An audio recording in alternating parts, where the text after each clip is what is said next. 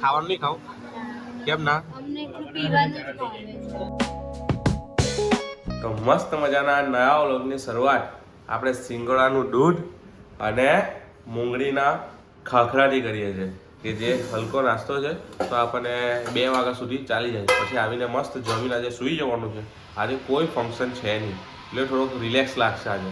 તો આજે રવિવાર છે અને રવિવાર એટલે પાર્કિંગ ફૂલ હોય તો એકદમ દૂર પાર્ક કરવા આવ્યું પડ્યું. જો આ તેમાં યાદ આવ્યું કે આપણી ગાડીમાં આપણું જે વાઇપર માટે જે પાણી આવે એ પાણી પતી ગયું છે. તો પહેલાં આપણે એ નાખીએ અને પછી ગઈએ સીધા દુકાને, કારણ કે દુકાને ઘરાકી ચાલુ થઈ ગયેલી. પણ આ પછી રહી જાય એની કરતાં પહેલાં પટાવી દઈએ એક કામ. અમારી નવા બી જો ખાલી પીવાનું પાણી એ ગાડીમાં નાખીએ છીએ, વિચારો ખાલી છે ને કેવી નવા બી છે. તો આજે દુકાનનું કામ પટાવીને મસ્ત મજાનો રવિવાર હતો આજે, તો દુકાનનું બધું કામ પતી ગયું છે અને ભૂખ લાગી ગઈ હતી. તો ભૂખ લાગી ગઈ એટલે આપણે ખાવા નીકળ્યા. તો ખાવા માટે આપણને ભાવતું હતું ઢોસા.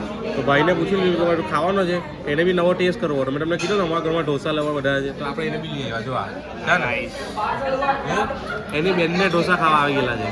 આને તો નથી ભાવતા, આને તો ઓછા ભાવે છે એટલે એની મેં ફોનમાં મશગુલ છે. તો બસ ઢોસા ખાય પછી આપણે કઈ જગ્યાએ જઈએ છીએ એ બધું તમે જોતા રહેજો. એ બધું અમારે કહેવાની જરૂર નથી. તો અમે લોકો મસ્ત ઢોસા ખાઈને આવ્યા 2 જણ. આ ભાઈને બહુ ભાઈવા નહીં એટલા બધા કઈ મજા નહીં. ભાઈ કેવા લાગ્યા ઢોસા?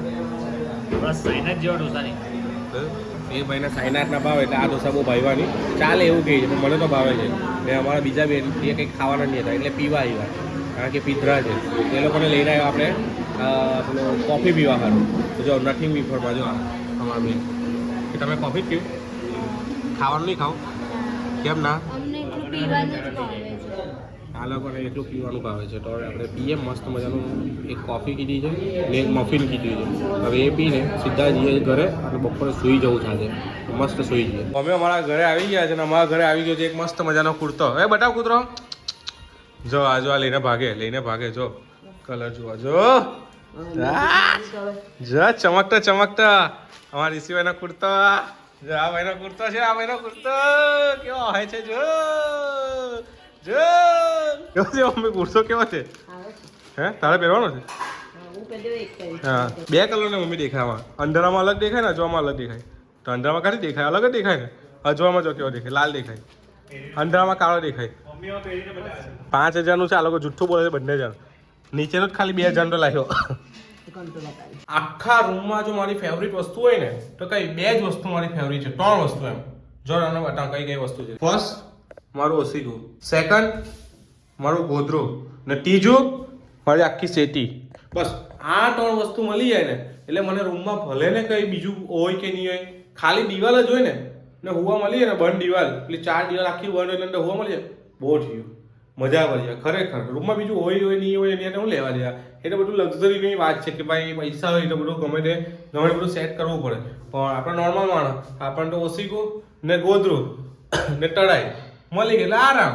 બસ તો સૂઈ ગયા શાંતિથી. તો આપણે રવિવારનો એન્ડિંગ ચાલુ થઈ ગયો છે ને આપણે દુકાને જવાનું છે. તો માણસોને કેવું એક દિવસ માટે એ લોકોને જે ખાવું હોય તે ખવડાવીએ છીએ. તો આપણે લેવા આવી ગયેલા હતા મસ્ત મજાની બિરયાની. તો આપણે આ બિરયાની લઈ લીધી છે યુવરાજમાંથી.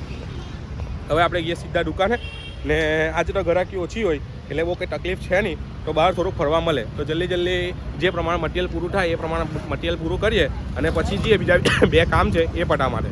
હવે સીધા જઈએ દુકાને. તો દુકાનનો ટાઈમ પટાવીને આપણે આવી ગયા છે આપણા ઘરે મસ્ત મજાના. આજે તો આપણે 12 વાગ્યામાં ઘરે આવી ગયા છે, કારણ કે આજે કેવું છે ભાઈ દબાણ થોડુંક વધારે લાગતું હતું એટલે આપણે મટીરિયલ થોડુંક ઓછું કીધું હતું.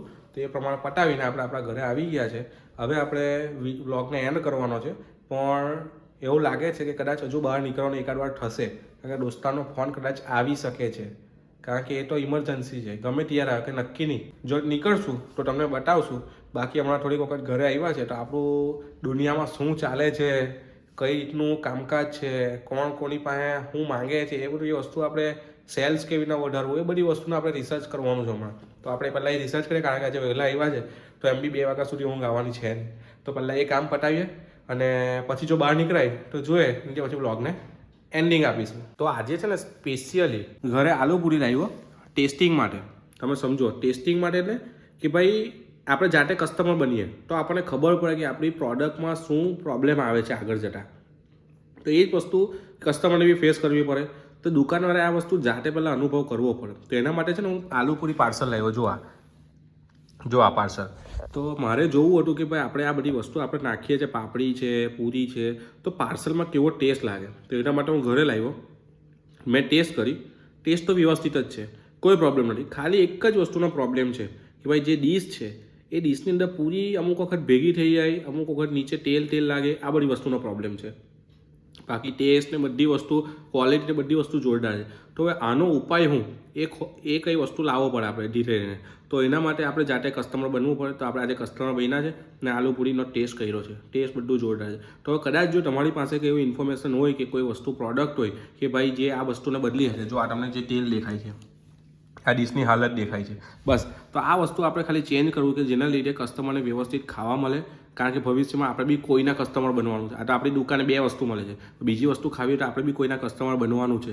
તો હવે ત્યાં બી આવું મળે એની કરતાં આપણે જ આપણી રીતે વ્યવસ્થિત આપીએ તો લોકો બી વ્યવસ્થિત આપણને આપે. ઉપરવાળો તો જોવાનો જ છે.